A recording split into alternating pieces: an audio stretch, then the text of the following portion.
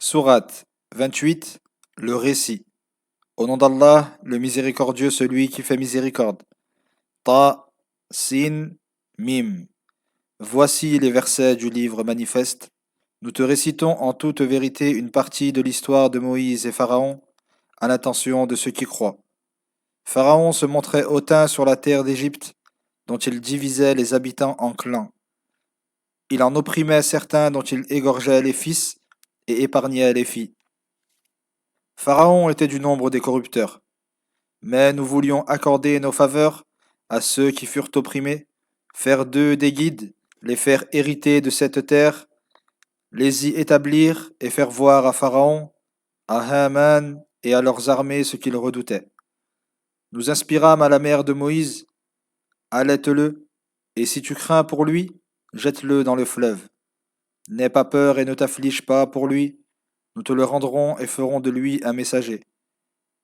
Les proches de Pharaon le recueillirent, afin qu'il soit pour eux un ennemi et une source d'affliction, car Pharaon, Haman et leurs armées étaient réellement pécheurs. La femme de Pharaon dit, cet enfant nous réjouira tous deux, ne le tuez pas. Peut-être nous sera-t-il utile, ou le prendrons-nous pour fils, sans qu'il ne soupçonne ce qui allait advenir. Le cœur vide, peu s'en fallut que la mère de Moïse ne divulgue tout le concernant. Si nous n'avions renforcé son cœur pour qu'elle persiste à croire en la promesse d'Allah. Elle dit à la sœur de Moïse, lance-toi à sa recherche. Elle l'aperçut alors de loin, sans qu'il ne sache qui elle était. Nous avons interdit à Moïse le sein des nourrices, jusqu'à ce qu'il soit rendu à sa mère. Aussi sa sœur leur dit, puis-je vous indiquer une famille qui s'en chargera pour vous et fera preuve de dévouement à son égard? Ainsi nous le rendîmes à sa mère, afin qu'elle se réjouisse, ne s'afflige plus et sache que la promesse d'Allah est véridique, mais la plupart des hommes ne le savent pas. Lorsqu'il eut atteint la force de l'âge et la maturité, nous lui accordâmes sagesse et science, et c'est ainsi que nous récompensons les bienfaisants.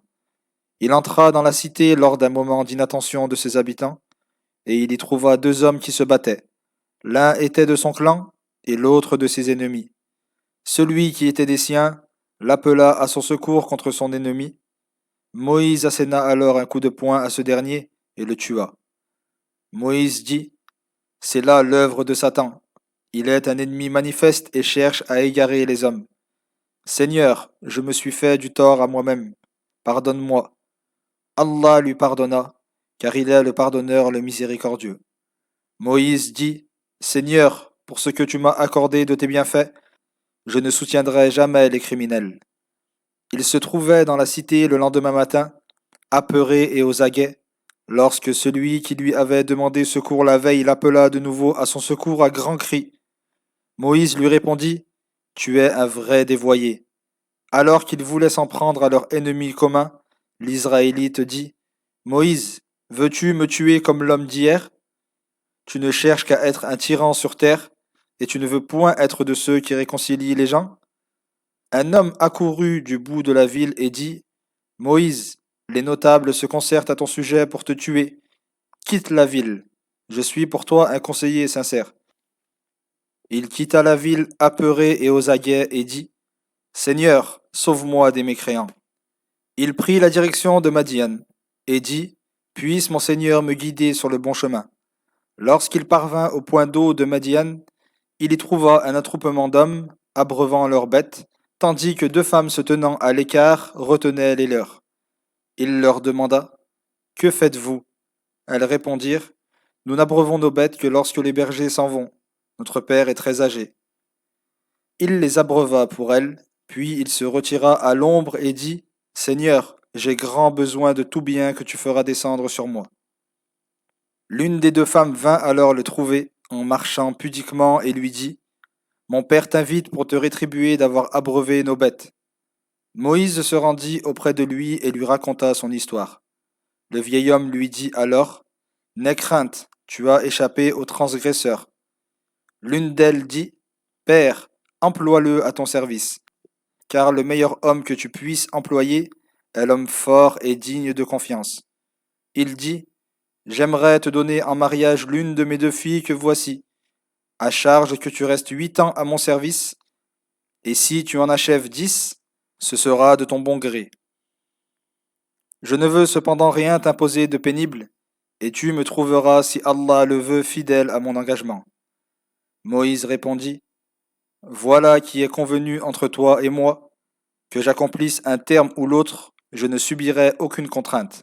Allah est témoin de ce que nous disons.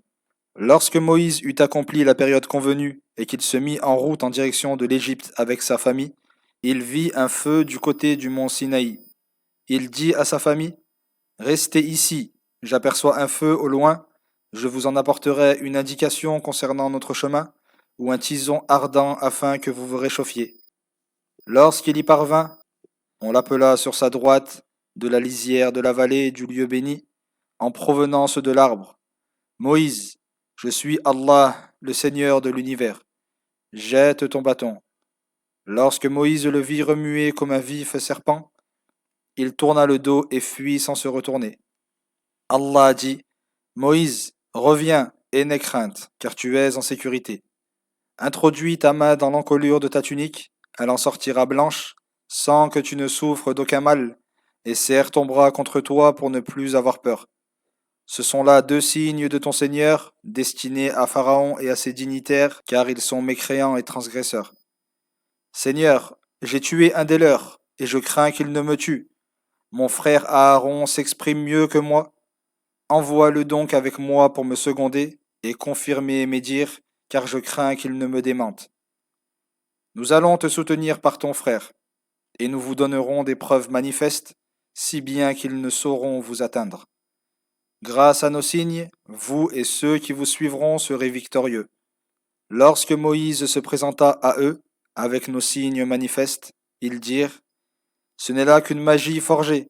Jamais nous n'avons entendu une telle chose chez nos plus anciens ancêtres. Moïse répondit, mon Seigneur sait mieux que quiconque qui apporte la guidée de sa part et qui obtiendra la meilleure demeure dans l'au-delà. Les transgresseurs ne réussiront jamais. Pharaon dit, ô notable, je ne vous connais d'autre Dieu que moi.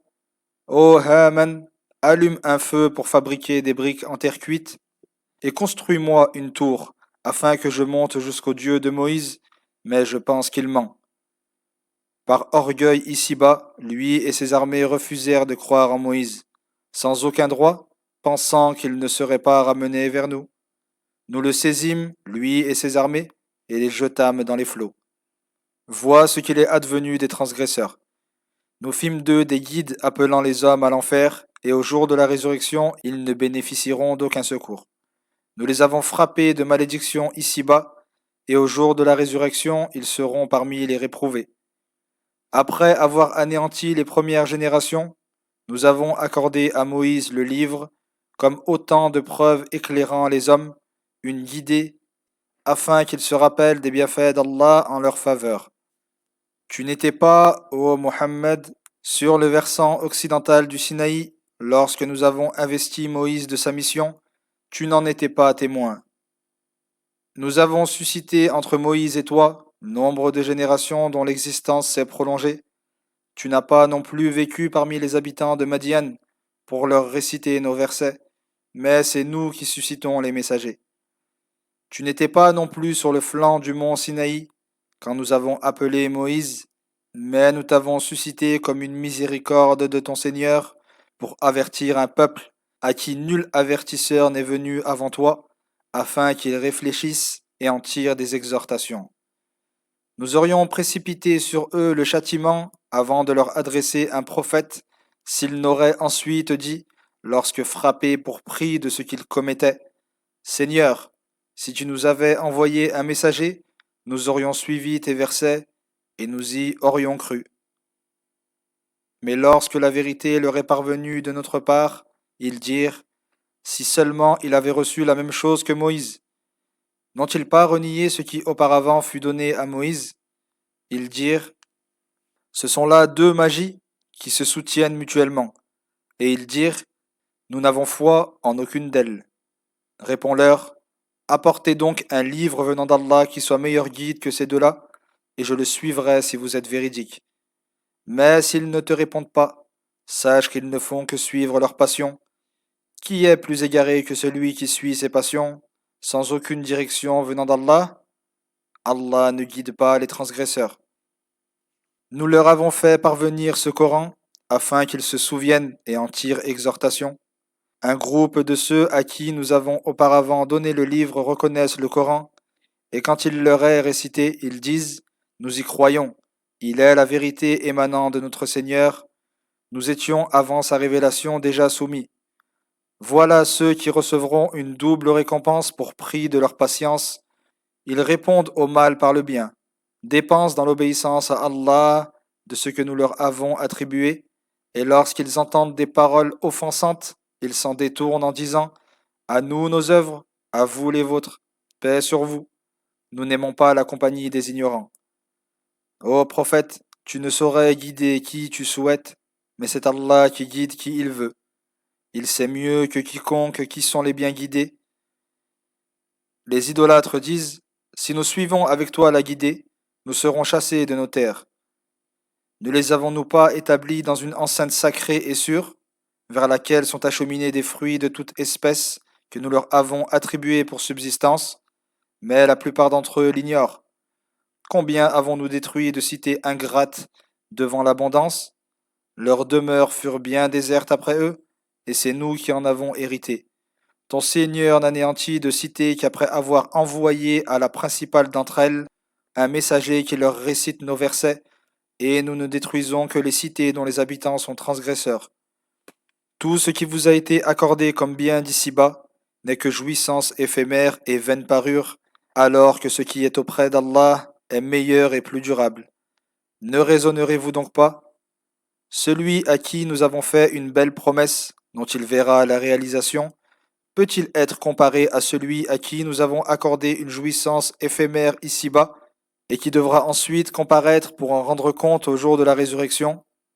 Mentionne le jour où Allah les appellera et leur dira: Où sont ceux que vous prétendiez être mes associés?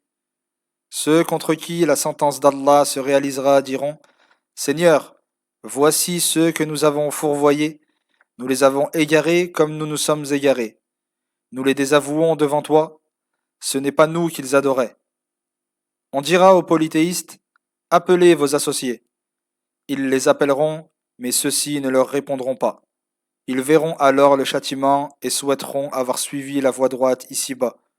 Le jour où Allah les appellera et leur demandera: Qu'avez-vous répondu aux messagers? En ce jour, aucun argument ne leur apparaîtra, et ils ne pourront point mutuellement s'interroger. Quant à celui qui se repent et accomplit des œuvres pieuses, il sera du nombre des bienheureux. Ton Seigneur crée et choisit ce qu'il veut, et il ne leur appartient pas de choisir pour Allah. Gloire et pureté à lui, il est bien au-dessus de ce qu'il lui associe. Ton Seigneur sait parfaitement ce que recèle leur cœur et ce qu'ils divulguent. Il est Allah, point de divinité digne d'adoration en dehors de lui. À lui la louange en ce monde et dans la vie dernière, c'est à lui seul qu'appartient le jugement, et c'est vers lui seul que vous serez ramenés. Dis-leur: Voyez, si Allah vous plongeait dans une nuit sans fin jusqu'au jour de la résurrection, quelle divinité autre qu'Allah pourrait vous apporter la lumière? N'entendez-vous donc pas? Dis-leur: Voyez, si Allah étendait sur vous un jour sans fin jusqu'au jour de la résurrection, quelle divinité autre qu'Allah pourrait vous ramener la nuit pour votre repos? Ne voyez-vous pas? Dans sa miséricorde, il a établi pour vous la nuit pour votre repos, et le jour pour que vous recherchiez ses bienfaits, afin que vous soyez reconnaissants. Le jour où Allah les appellera et leur dira: Où sont ceux que vous prétendiez être mes associés? Nous produirons alors un témoin de chaque communauté et nous dirons aux polythéistes: Apportez votre preuve qu'il y a un Dieu véritable en dehors de moi. Ils sauront alors que la vérité n'appartient qu'à Allah, et les divinités qu'ils inventaient les abandonneront. Corée appartenait au peuple de Moïse quand il transgressa à leur endroit. Nous lui avons accordé des trésors dont les seules clés représentaient une charge lourde à un groupe d'hommes robustes. Son peuple lui dit: Ne te réjouis point avec suffisance, car Allah n'aime pas les vaniteux. Recherche plutôt à travers ce qu'Allah t'a accordé, la demeure dernière sans oublier ta part ici-bas. Sois bienfaisant comme Allah l'a été envers toi, et ne cherche pas à semer la corruption sur terre, car Allah n'aime point les corrupteurs. Il leur répondit, ce que j'ai obtenu, c'est par science. Ne savait-il pas qu'avant lui, Allah avait anéanti des générations mécréantes, bien plus puissantes et bien plus riches? Au jour de la résurrection, ceux qui se rendaient coupables de mécréance ne seront pas interrogés sur leurs péchés. Un jour, il se présenta devant son peuple en étalant tout son faste. Ceux qui ne désiraient que la vie présente dirent, si seulement nous possédions des richesses semblables à celles de Corée, il détient vraiment une immense fortune. Ceux qui étaient doués de science dirent, malheur à vous, la récompense d'Allah est bien meilleure pour celui qui croit et accomplit des œuvres pieuses, mais cela n'est accordé qu'à ceux qui patientent. Nous fîmes engloutir par la terre Corée et sa demeure. Aucun allié ne put le secourir contre Allah, et il ne put se secourir lui-même. Et ceux qui peu avant souhaitaient être à sa place se dirent mutuellement, vois comment Allah dispense ses dons à qui il veut parmi ses serviteurs, avec largesse ou avec mesure. Si Allah ne nous avait pas fait grâce, il nous aurait fait engloutir. Vois comme les mécréants ne réussiront jamais. Cette éminente demeure dernière qu'est le paradis, nous la réservons à ceux qui ne veulent être sur terre ni altiers ni corrupteurs. La fin heureuse appartient à ceux qui craignent Allah. Celui qui, au jour de la résurrection, se présentera avec une bonne action, en obtiendra ce qui sera meilleur encore. Quant à celui qui se présentera avec une mauvaise action, qu'il sache que ceux qui auront commis des méfaits ne seront rétribués que pour ce qu'ils auront fait. Celui qui t'a révélé le Coran te ramènera là où tout fera retour. Dis, mon Seigneur sait mieux que quiconque qui apporte la guidée et qui est dans un égarement manifeste. Tu n'espérais pas que le livre te serait révélé. Cela n'eut lieu que par une miséricorde de ton Seigneur. Ne soutiens donc jamais les mécréants, qu'ils ne te détournent point des versets d'Allah après qu'ils t'ont été révélés. Appelle les hommes à l'adoration exclusive de ton Seigneur et ne sois point du nombre des polythéistes. N'invoque nulle autre divinité qu'Allah. Il n'est de divinité digne d'adoration que lui. Tout est voué à disparaître en dehors de lui. C'est à lui qu'appartient le jugement, et c'est vers lui seul que vous serez ramenés.